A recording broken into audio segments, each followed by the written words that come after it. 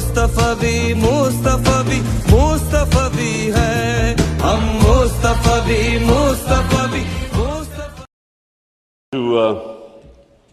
two important political issues. One is Palestine and the other is Kashmir. Honorable foreign ministers, we have failed both the Palestinians and the people of Kashmir. I'm sad to say that we have been able to make no impact at all. They don't take us seriously. We are a divided house, and those powers know it.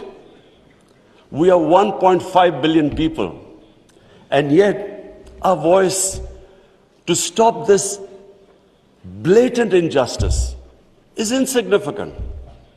We are not talking about conquering some country. We are simply talking about the human rights of the people of Kashmir and Palestine, the international law which is on their side, United Nations Security Council resolutions that back their right in Kashmir. The international community promised them the right to decide their own destiny through a plebiscite. That right was never given to them. In fact, the special status of Kashmir was taken away illegally by India on 5th August 2019. Nothing happened because they feel no pressure. They feel we can make a resolution and then, back to our usual business. I'm not talking about altering our foreign policies. All of us countries have our different foreign policies.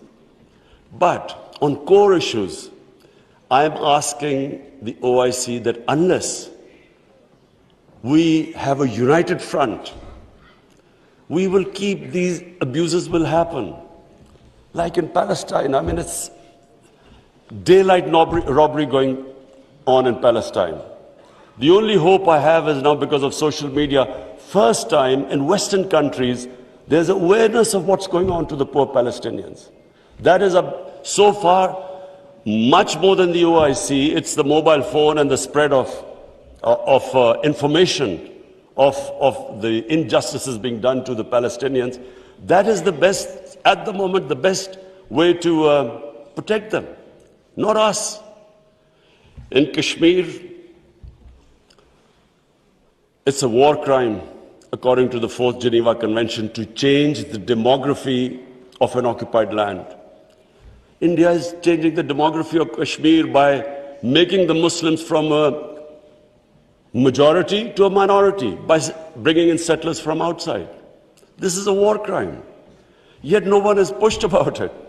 Neither India has pushed nor Israel, because they think we are ineffective.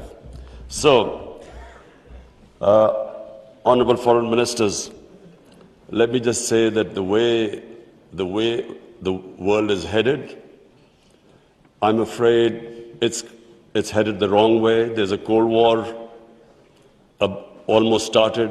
There is a chance of world being divided into blocks. We 1.5 billion people, unless we are united, unless we take a united stand, we'll be nowhere. As what I'm scared to say where the future is headed right now.